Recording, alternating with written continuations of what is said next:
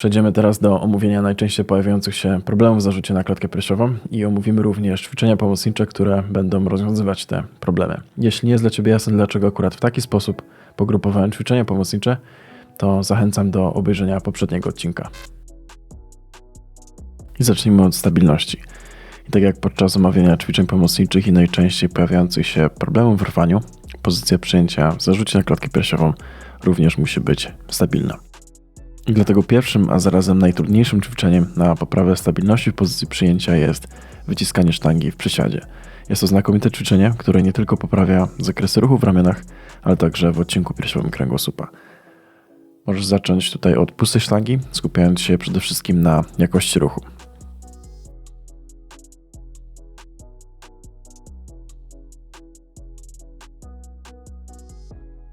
I drugim ćwiczeniem na poprawę pozycji przyjęcia jest to ćwiczenie, które możesz wykonać z obciążeniem, jak i bez. Skup się tutaj na mocnym prostowaniu. Jeśli nie będziesz w stanie wykonać tego ćwiczenia w dolnej pozycji przysiadu, to możesz wykonać to ćwiczenie w pozycji siedzącej.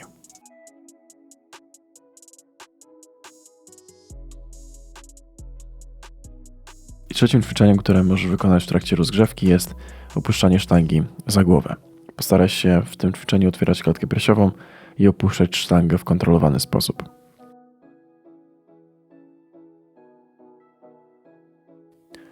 I ostatnim rozwiązaniem na poprawę zakresu w ruchu w górnej części ciała jest zmiana proporcji ćwiczeń. Jeśli Twój plan wygląda tak, to możesz go zamienić na jakiś czas i wrzucić więcej przyciągania, przede wszystkim w poziomie. Pomocne okażą się takie ćwiczenia jak wiosłowanie, zarówno sztangą, jak i handlami w opadzie, bądź w oparciu.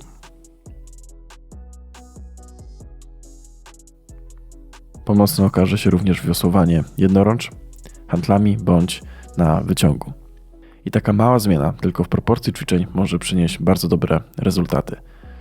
I dla dolnej części ciała dobór ćwiczeń będzie wyglądał tak samo jak w rwaniu. Przysiady z wolną fazą ekscentryczną i różnego rodzaju ćwiczenia w przysiadzie.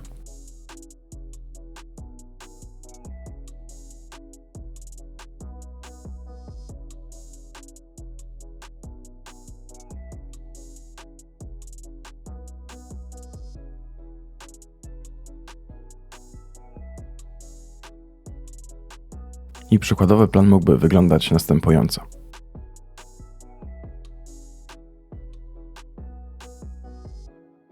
I teraz przechodząc do aspektu bliskości, problem, który wybrałem, nazywam cichymi biodrami. I chyba nie bez przyczyny, dlatego że w tym błędzie można odnieść wrażenie, że podrywanie jest mało dynamiczne albo przeciągnięte.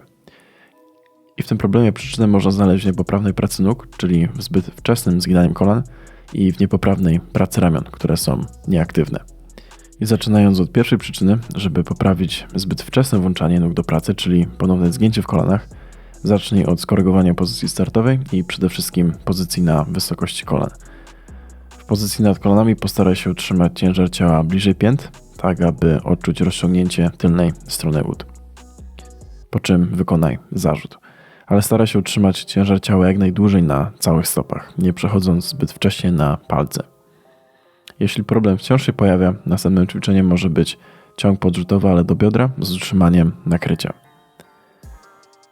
To ćwiczenie będzie zmuszać Cię do utrzymania nakrycia i opóźni przedwczesne zginanie kolan. Jeśli chodzi o nieprawidłową pracę ramion, to najlepiej zacząć od pytania, jaką funkcję pełnią ramiona podczas tego ruchu. I ramiona pełnią funkcję utrzymywania sztangi blisko ciała poprzez pracę mięśni najszerszych grzbietu. Ramiona nie mogą być rozluźnione, dlatego bardzo dobrym ćwiczeniem pomocniczym jest ćwiczenie, które omówiliśmy podczas progresji dla zarzutu.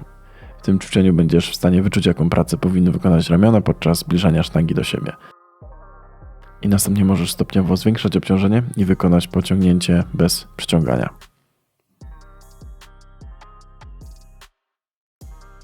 Pamiętaj jedynie o aktywnej pracy mięśni najszerszych grzbietu. I następnym ćwiczeniem, które również pomoże w poprawianiu pracy ramion, będzie zarzut siłowy. Dlatego, że brak możliwości rozstawienia stóp będzie zmuszał do lepszego toru ruchu sztangi, a także bardziej aktywnej pracy ramion.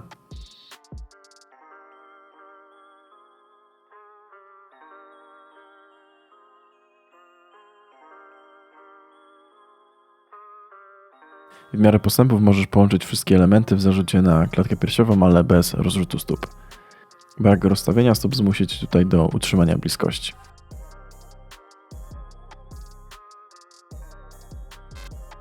I tak mógłby wyglądać przykładowy plan. I podczas omawiania szybkości w poprzednim odcinku stwierdziliśmy, że mając stabilne pozycje i optymalny tor ruchu sztangi, następnym celem jest poruszanie się możliwie jak najszybciej. I wydaje się, że w podnoszeniu ciężarów nie ma czegoś takiego jak za szybko, ale w następnym błędzie, jakim mówimy, poruszanie się zbyt szybko może być problematyczne. I mam tutaj na myśli zbyt szybkie wykonanie trzeciej fazy, czyli zbyt szybkie zejście pod sztangę.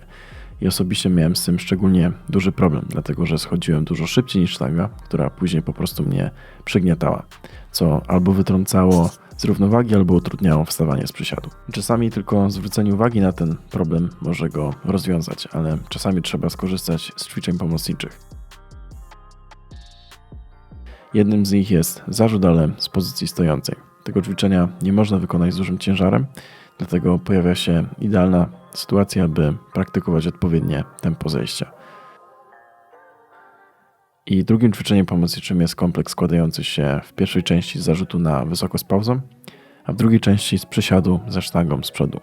I w tym kompleksie w bezpośredni sposób można popracować nad tym problemem, dlatego że najpierw uczymy się przyjęcia na odpowiedniej wysokości, a dopiero później wykonujemy przysiad.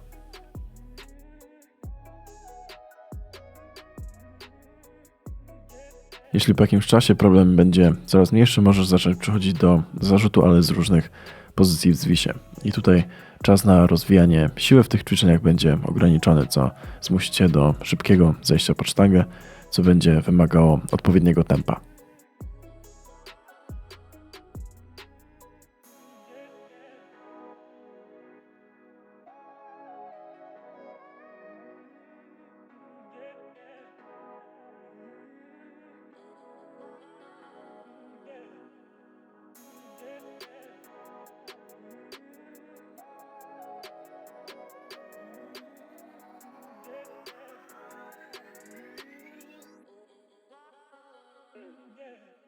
I przykładowy plan mógłby wyglądać następująco.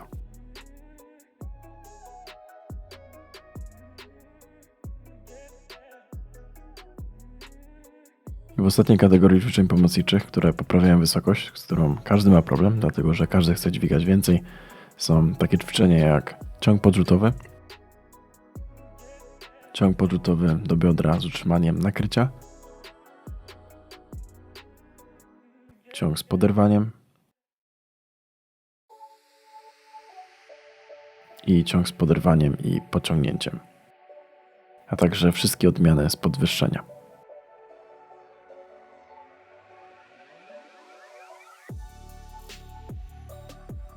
I tak mógłby wyglądać przykładowy plan.